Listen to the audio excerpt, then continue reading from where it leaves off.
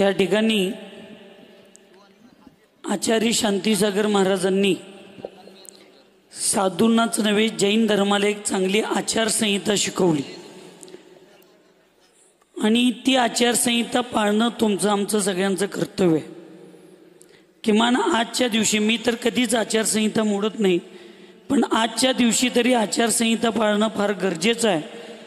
आणि माझ्यापेक्षा आमच्या संघातले सर्वश्रेष्ठ आचार्य वर्धमान सागर महाराजजी आणि अनेकांत सागर महाराजींनी आता बोलल्यानंतर माझ्यासारख्या लहान आचार्यांनी बोलणं हे शांतीसागर महाराजांनी दिलेल्या आचारसंहितेचं उल्लंघन आहे आणि बोलण्यापेक्षा आचारसंहिता पाळणं हेच आचार्यांच्या पुण्यतिथीचं खरं उद्बोधन आहे। त्यामुळे मी माझ्या श्रेष्ठ आचार्यांचा अभिनय करणं हे माझ्यासाठी चुकीचं आहे। त्यामुळे मी आज ह्या ठिकाणी बोलणार नाही, पुढल्या कार्यक्रमात आलो की नक्की बोलीन। ओम नमः सबको क्षमा सबसे क्षमा।